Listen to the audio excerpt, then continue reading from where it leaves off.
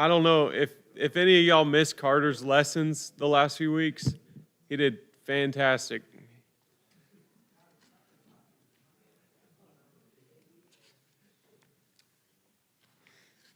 So I always like to tell you what my goal is before I speak. And my goal in this presentation is to help us understand what does it mean to sacrifice.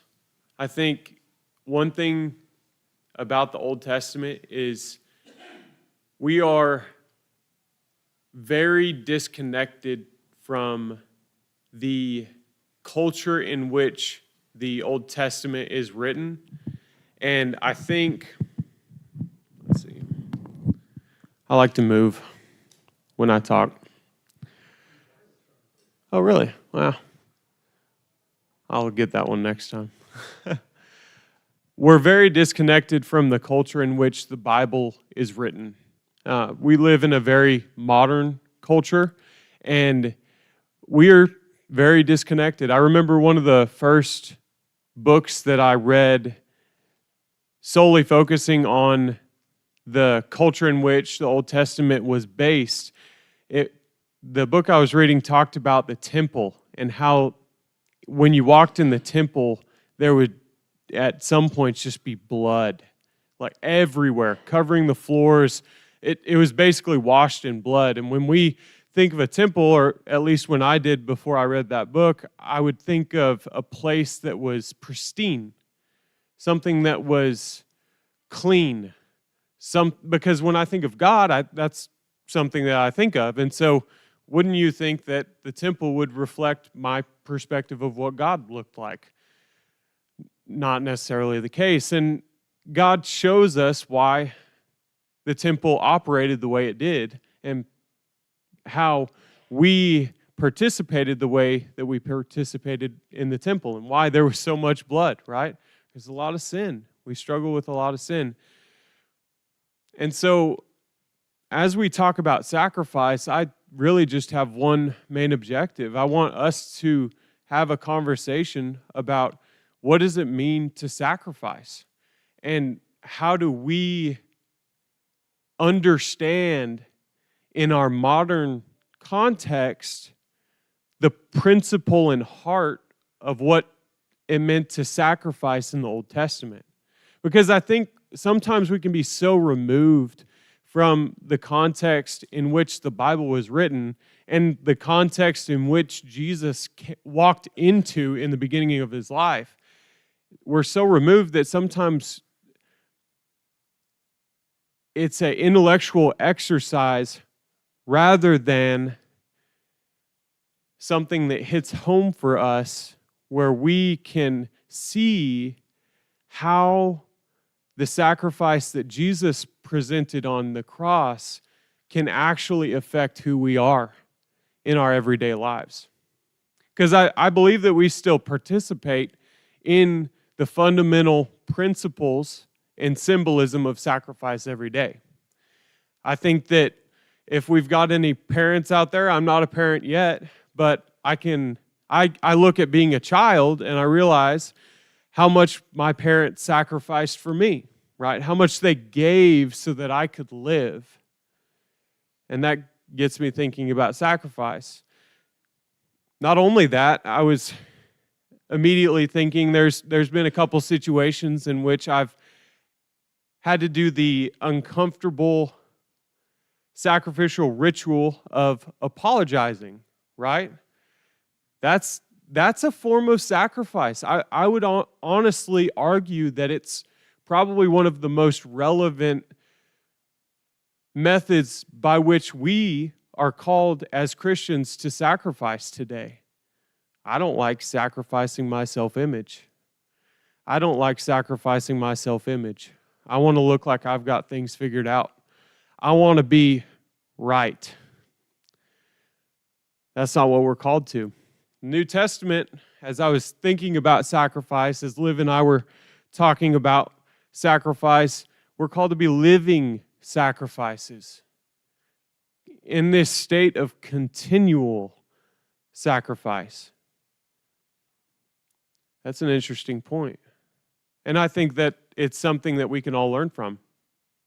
But I wanted to open it up. I wanted to start off this conversation by asking you, we'll first focus on just biblical ideas of sacrifice. And I just want to know from y'all's perspective, what are some examples that you see in Scripture where sacrifice is participated in? Leave it open to y'all for a second.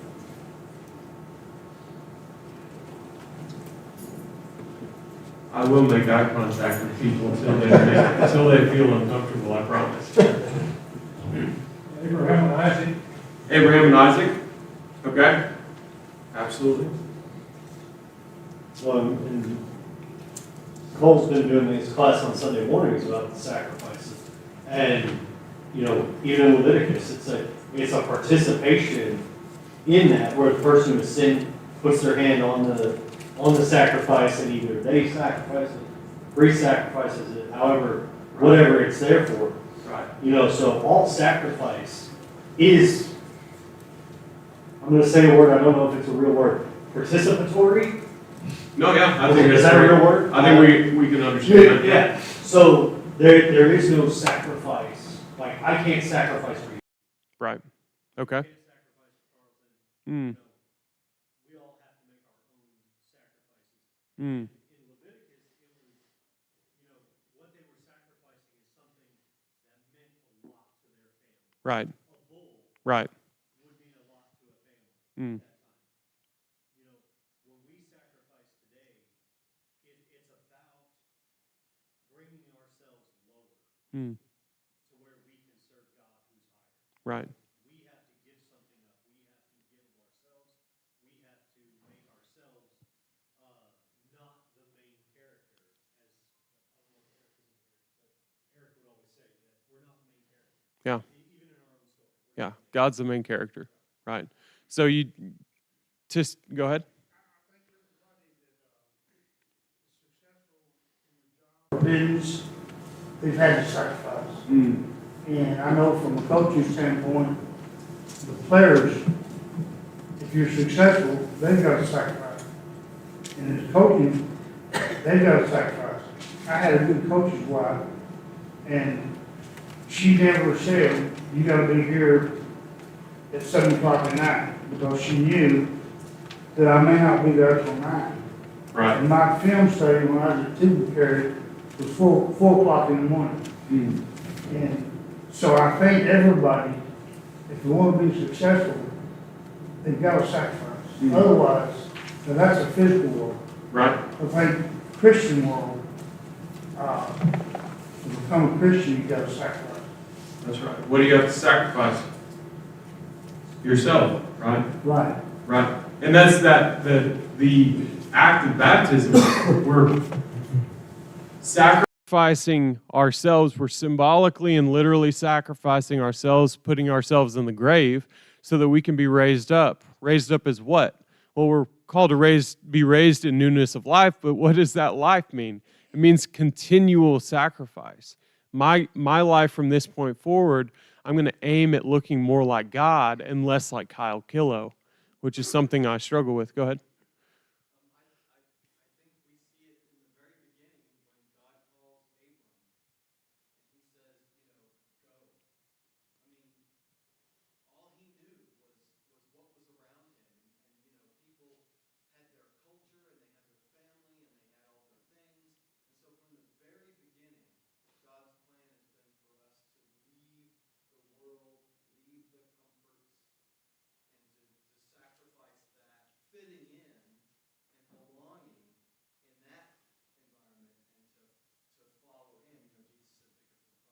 Follow me. Absolutely. So Abraham's call, right? Abraham's call is a huge sacrifice from the very start, which is something, if you're going to walk by faith, it's inherently going to require some sort of sacrifice. It's going to require you to step out into what you don't know. Maybe all the thing that you're sacrificing is your own perception of the world, but God's calling you forward to a life that is dependent not on what you know, but on God's faithfulness. We have to participate in that process. To your point, Dub, we make personal sacrifices in our jobs. Anybody that wants to be this desire to be great, well, you don't become great by eating Lucky Charms every day. Sorry if you eat Lucky Charms every day. But if you're looking to be healthy, that's probably not the right sacrifice. What else? Biblical examples of sacrifice. I want to keep digging in because there's tons. Go ahead. A couple of things. I think one is our spiritual sacrifice. We've got to have the right object. Okay. It's got to be directed to God, because there are all kinds of sacrifices that are mentioned in the Old Testament that were to idols, to the golden calf. There were sacrifices that were painful. Children were sacrificed to Molech. So the objective has to be correct. Also, the motive has to be correct. How many times do we see in the prophets where that God says, hey, forget about your sacrifices. That's not what I want. I want your heart. Isaiah starts off with that, right? Yeah. That the sacrifice has to be from the right heart, the right motive, and the objective has to be God. Right. And so I want to touch on that because one of the things that I have a hard time sacrificing, I have what's called selfish ambition, right? Like personally, I struggle with that. I want to make something of my life. I want my life to look a certain way. If I care about this, what is it, 5-letter word success, 6-letter word success, I care about that. I want to be a successful individual. But the problem with success is how are you going to define success? Because anybody that's gone down that road, you're going to get to a point where you have to really question, what does it mean to be successful? When you reach that goal of making $10 million, what does it mean to be successful now? Because you're going to feel it being vain. And so that's why I think it's a great point to connect it to our modern context. If you've ever felt like you've achieved a goal and sacrificed for a goal and it's been vain and empty, you're probably sacrificing towards something that God might actually not desire as much. And the only reason I can say that is because you feel empty, because your sacrifice came up short of what you were desiring.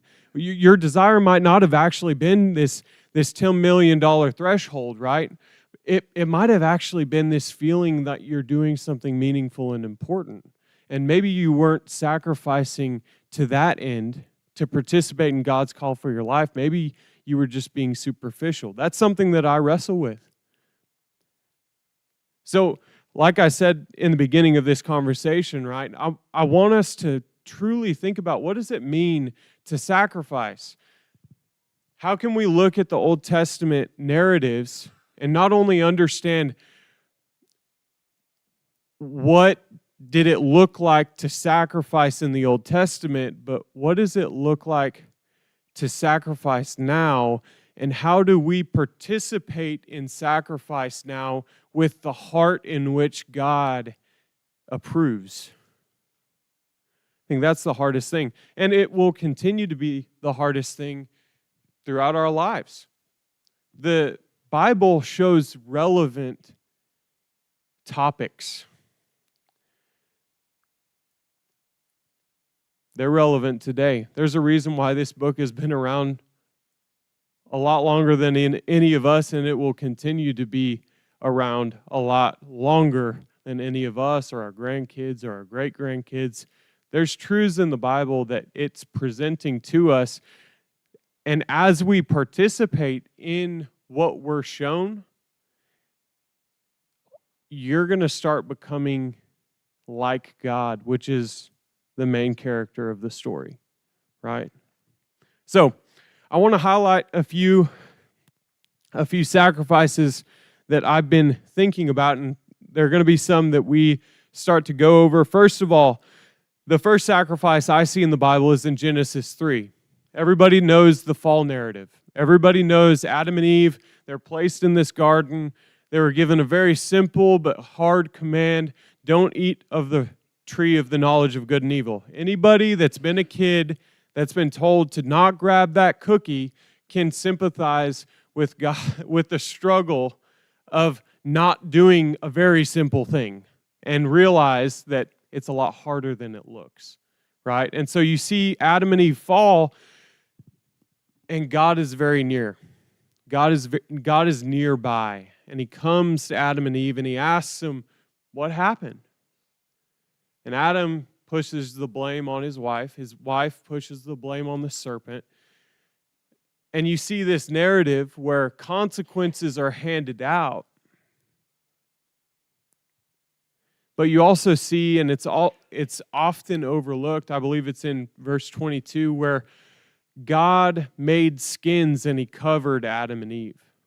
And that's the first, it's a very subtle sacrifice, but it's one that we really need to pay attention to. Because what God's doing in those first verses of Genesis is he's taking the thing that he made good and he's sacrificing it, costing blood, and he's covering Adam and Eve in what they recognize now as their true vulnerability. I want to highlight that sacrifice because it's the first time that we see God participate in this act of sacrificial love. It's the first time that we see God participate in the atonement of his children. Now, atoning, a lot of times we throw around biblical words, but we don't actually really give mind to what it means. Atonement, it means a covering. And it's quite literally what God does for Adam and Eve in that moment. He covers their vulnerability. Funny thing is, when you back up in the story, you see that Adam and Eve, what they tried to cover themselves with initially, it was fig leaves. It was leaves and branches. They tried to make a sacrifice too, right? They're trying to tear the leaves off of the trees that God has created to create something that's going to cover their vulnerability, their evident sin. But there's something about our sacrifices and God's sacrifices that are very different. As we sacrifice for ourselves, even if you sacrificed in the Levitical system, which is what Hebrews talks about later on in the Bible, the blood of bulls and goats wasn't enough to clear the conscience. Even if you sacrificed in that system, there's still, it's just, we're a little bit short, right? There's a reason why Jesus came and he was sacrificed, because it touches this conscience that we have. But nonetheless, you see that the branches were insufficient for God's children, and God sees that. And what does he do? He steps in. He steps in and he covers his children, because what God provides is always better than what we provide. No matter how much you sacrifice, you can't earn it. Our sacrifices, our acts of righteousness are nothing more than filthy rags. The best thing that I have to give is still insufficient in comparison to God's grace. That's just always going to be the truth, and that's okay. There's nothing wrong with that. That's okay. But let's just admit that God's way above me. And that's a good place to start. So you see God's sacrifice in the story of Adam and Eve. You see the first participation in sacrifice. You see man trying to cover themselves, which happens frequently in Scripture. and you see God confronting them and covering them with something better, right? Cain and Abel, another instance of sacrifice where one brother's offering was pleasing to the Lord and the other brother lashed out because he saw his insufficiency. He saw his vulnerability. And instead of listening to God, and when God challenges him to make the right sacrifice and to do what's right, he decides to make his own sacrifice, which is the killing of Abel. Now, that seems like an extreme example, but it's nonetheless the same heart that inspired Adam and Eve to use fig branches to cover themselves. It's this yearning for us to do what's pleasing to God on our own terms, and it's always insufficient. It's always insufficient. Abraham sacrificing Isaac. Saul's sacrifice.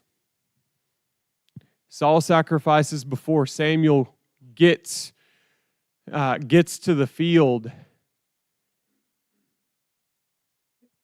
and it wasn't right in God's eyes. David's sacrifice of Uriah. That's a sacrifice.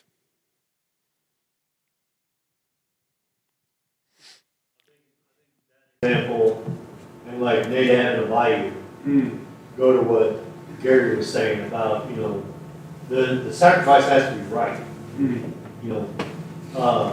What you're giving and how you're giving it and who it's intended toward matters.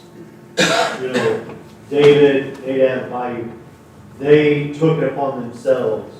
Saul, they took it upon themselves, and when they didn't have the authority to do it. Right. We take it upon ourselves today of, like, to your example of I want to be successful. There's nothing wrong with that. But it all comes down to what are you willing to sacrifice on the road to becoming successful? And what are you willing to sacrifice for anything else in this life? I don't mean to dominate, but I worked. Trying to work with a guy when I lived overseas, where I asked him to preach one Sunday night. He said, "Well, we don't come on Sunday nights because between church, work, and the family, something's got to give. What are you willing to give up on for whatever else?" Right. Yeah. We're in this process of sacrificing, right? Go ahead. I think a good example of the conflict between doing the sacrifice and doing it correctly is really well illustrated when in Psalm 51, when David is confronted by Nathan concerning the Uriah Bathsheba situation. And in Psalm 51, in talking about that very thing, it created me a clean heart and all that very familiar stuff. But on down toward the verse 17, verse 16, for you will not delight in sacrifice, for I would give it. You will not be pleased with a burnt offering. The sacrifices of God are a broken spirit, a broken and contrite heart, O God, you will not despise.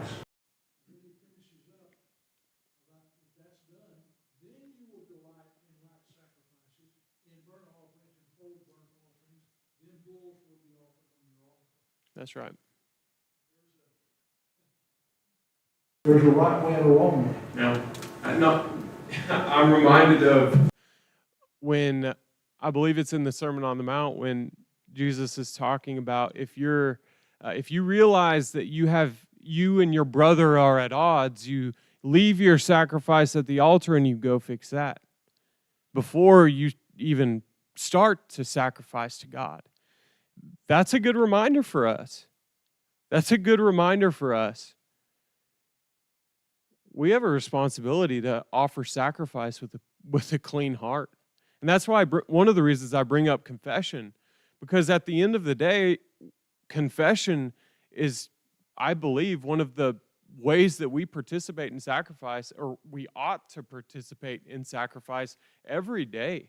When we wrong someone, are we humble, right? Because one of the themes that I see in sacrifice over and over in the Old Testament, New Testament, whatever, God is very close by.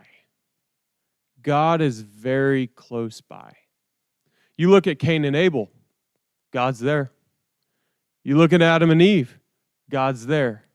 When Saul offers the wrong sacrifice, Samuel's right there. When David sacrifices Uriah, Nathan comes quickly.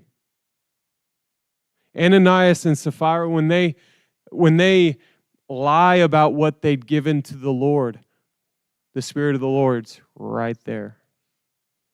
Not only that, because that's an easy thread to get depressed over, right?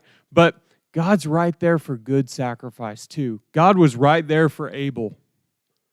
He's right there when you see Shadrach, Meshach, and Abednego in a furnace. You see God right there when Daniel is lying in the pit in the middle of the lions. You see God there when Joseph is sacrificed by his brothers. The ironic thing about a lot of those situations, though, as you really start thinking about them, the righteous people aren't doing the sacrificing. The righteous people are the ones that are being sacrificed, which is foreshadowing, right? Oh, I don't want to jump ahead. So That's great. You're doing great. When I think about this, submission is the number one that pops up. You are submitting the best of your stock to God. You are submitting the first fruits of your crop when you don't know if you're going to have any more of your crop. You are submitting your future. You are submitting yourself. You are submitting completely to God and God's plan in various ways. A broken, contrite heart. You are submitting with the sin offering. We talked about confession. That's required in every sin offering. Is you have to confess. And it's not a confession of I have sinned. It is a confession I have sinned by. And you are to list out how you have sinned. In every single form that we see the sacrifice, it's a submission of self, submission of future, submission of total dependence, and admission of total dependence on God. And I think that David, in the First Chronicles,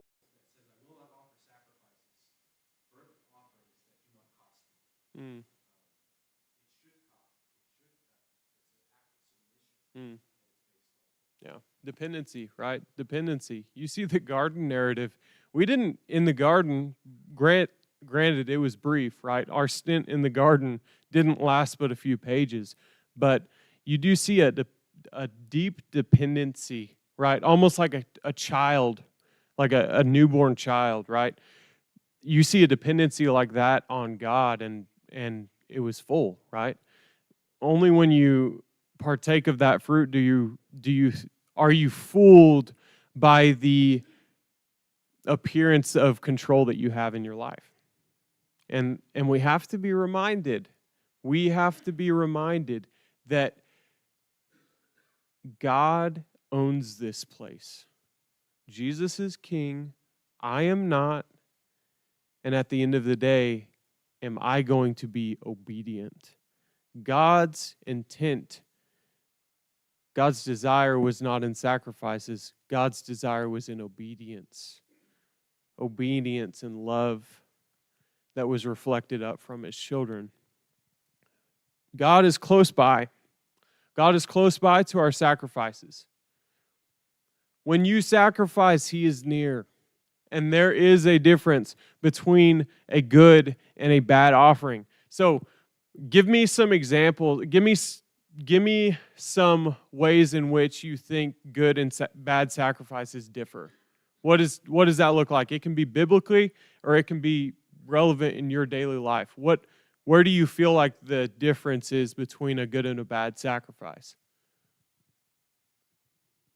Concept of submission as part of sacrifice, and it's all about what you're submitting to.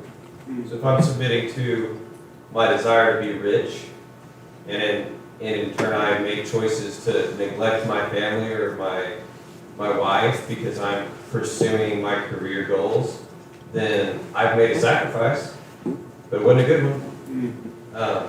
So it's all about what we're sacrificing to, what we're submitting ourselves to, or who we're submitting ourselves to. Who are we submitting ourselves to? Is it selfish?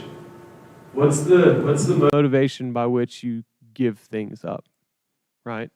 That's a good point. Anything else? Go ahead. There are a lot of times in the Old Testament where the Israelites were made to sacrifice. They were made to wander around in the desert for 40 years. I don't know that that was looked upon favorably, per se.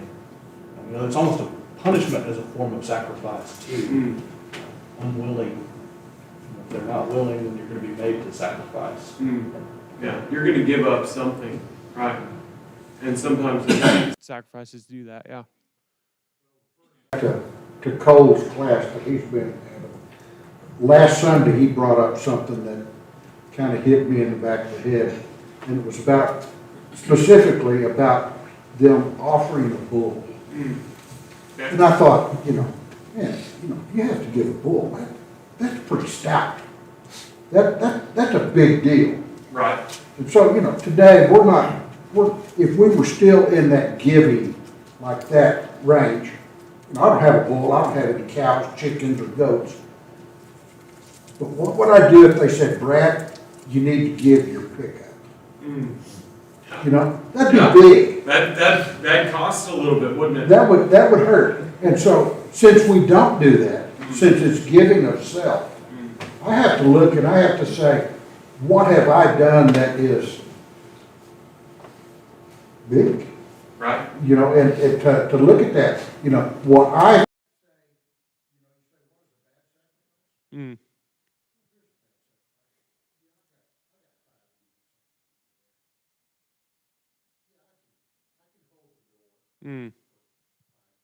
Right.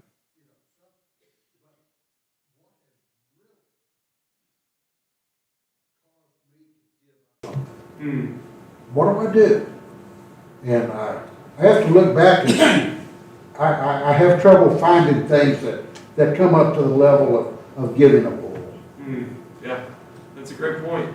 And I also think of it in terms of, I have a personal theory, we'll just call it that you can't expect yourself to give big things if you don't give small things. Like the little things that you do, prepare yourself to give something more, right? As a kid, as a selfish kid, I hated taking out the trash. And that's a metaphor that I use. I was, and even when I did take out the trash, I just make a show of it, right? What a awful sacrifice. What an awful sacrifice of my time in the face of my parents that love me very much, right? But I think we do every time I'm at youth camp, I challenge kids to take out the trash and clean up the dishes, right? Start doing those small sacrifices. Start doing those. Be the kind of person that would be willing to do the dishes. Be the kind of person that would be willing to take out the trash. And then it's going to lead you to be in situations where then you're thinking about, be the kind of person that when you do something wrong, you're going to apologize for it. Be the kind of person that when you're put in a situation where you feel like you should give something, that you'd actually do it. Has anybody, you don't have to respond to this, but when you give, right? When you give something away, have you ever felt like that's the best way I can describe the feeling, like when you're signing the check, it kind of hurts to give. When you're giving something that you have away, but that you really like it, and it's almost a little bit painful, I think that's when you're given enough.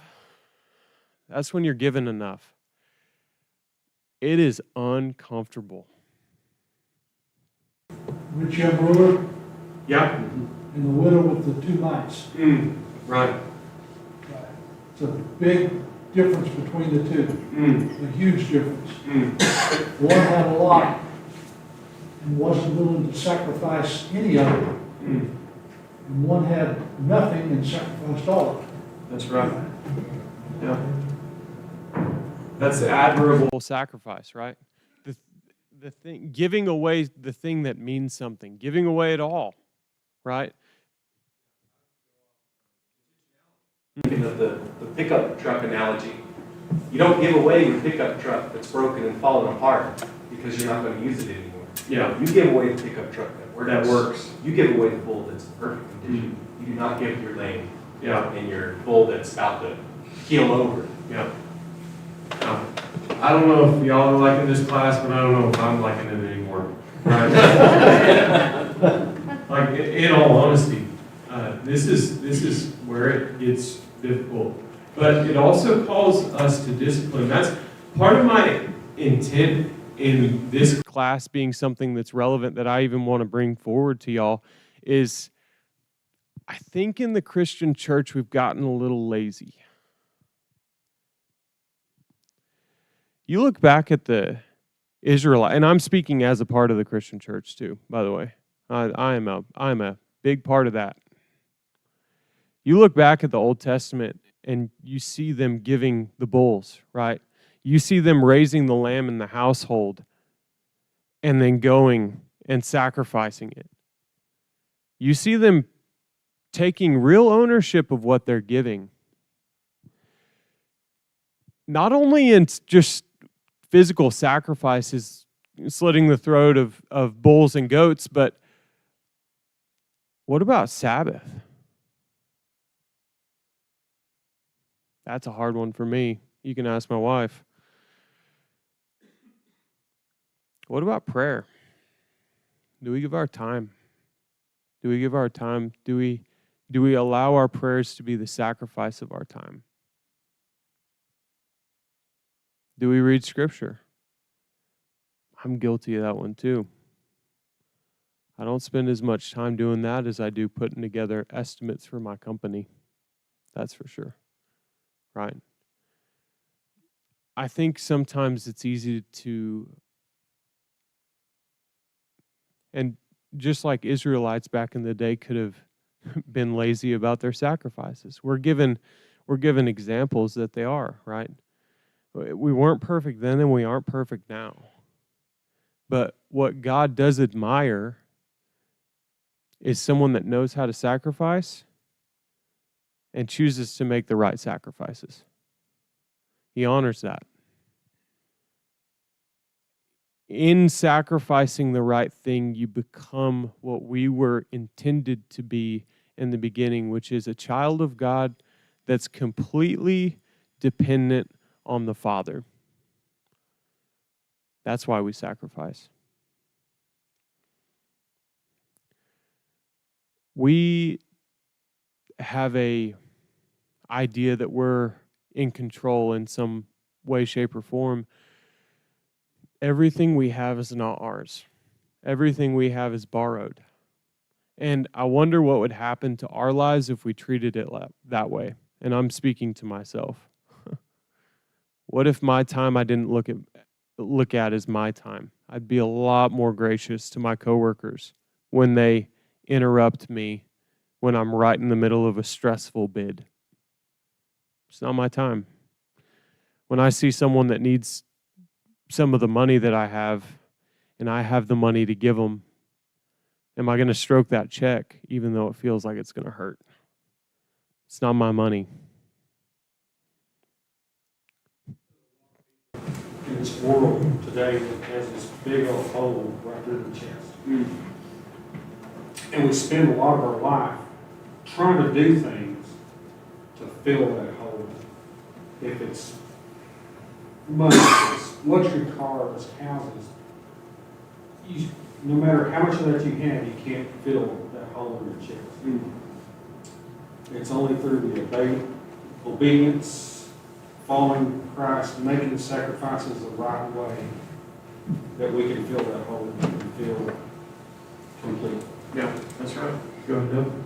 Tying in what he said, I would recommend everybody read the life of Howard Hughes. It's unbelievable. He had everything. And married an actress, I can't remember what her name was. But he wound up going to Mexico to try to heal himself.